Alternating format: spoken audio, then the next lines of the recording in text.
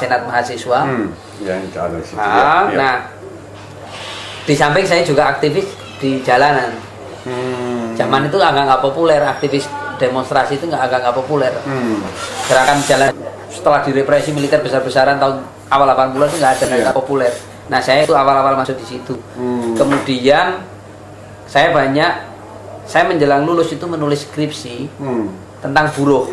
Nah, dalam proses menulis skripsi tentang buruh itu saya tidur di rumah-rumah buruh.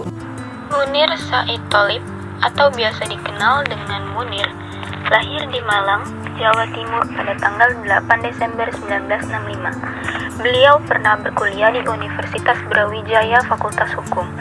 Ia terkenal sebagai seorang aktivis kampus, pernah menjadi ketua senat mahasiswa Fakultas Hukum, lantas membuat Munir serius menghadapi masalah hukum dan pembelaan terhadap sejumlah kasus. Salah satu kasus yang pernah ditangani beliau yaitu adalah kasus hilangnya 24 aktivis dan mahasiswa di Jakarta. Nah, saya menangkap ada satu sekelompok masyarakat, masyarakat yang benar-benar tidak berdaya menghadapi arus besar negara.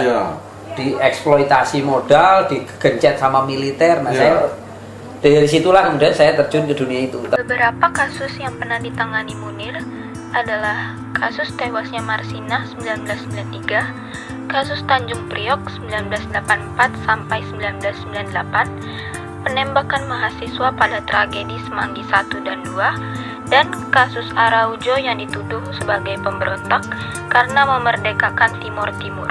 Support banyak, akhirnya kemudian saya kenalan dengan LBH. Setelah keikutsertaannya dalam Lembaga Bantuan Hukum Indonesia, ia semakin menggeluti ketekunannya pada dunia hak asasi manusia.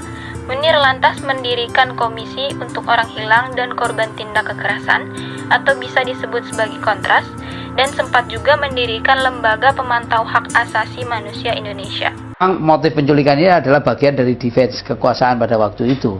Tapi sebetulnya dari sekian kasus penghilangan orang dan penculikan ini masih satu yang kecil saja di antara praktek penghilangan orang sebelum tahun 97 yang sebenarnya cukup besar.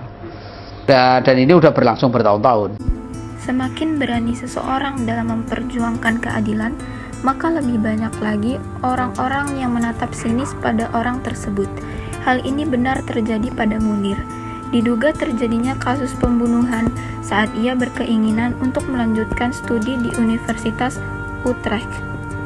Bahkan hingga saat ini malangnya belum diketahui siapa dalang dari kasus yang mengundang duka besar dari masyarakat hingga saat ini. Setiap orang yang dilahirkan merdeka memiliki hak dan martabat yang sama.